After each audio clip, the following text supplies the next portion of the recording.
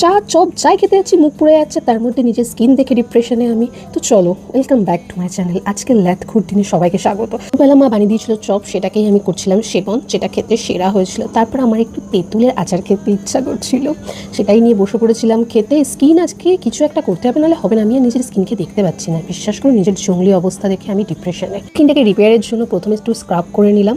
Scrub হয়ে গেলে মুখটা ধুয়ে এসে প্রথমে আইসটা রাফ করে ভালোভাবে, তারপর অ্যালোভেরা জেল লাগিয়ে এক্সট্রা হেয়ারগুলোকে রিমুভ করতে হবে, কারণ স্কিনের জঙ্গলি অবস্থা, এত হেয়ার রিমুভ হয়েছে আজকে ধারণার বাইরে।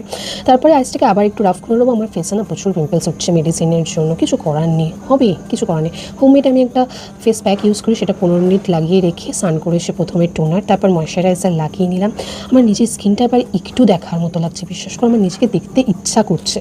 বাবা না ডাব কিনে সেই জলটাকে বাড়িতে ভরে রেখে দিয়েছিল, সেই জলটাকেই ঢেলে গ্লাসে ঢেলে খাচ্ছিলাম আর কি। আর ডাবের জল রোজ খাওয়া ভালো, বডি হাইড্রেট থাকে। আর ডাবের শ্বাস খেতে কার কার ভালো লাগে বলো। তারপরে গেছিলাম দুপুরে খাওয়া খেতে, পুরীর চাল আর পুঁইশাকের চচ্চড়ি দিয়ে বেশ দুপুরে খাওয়াটা জমে গেল।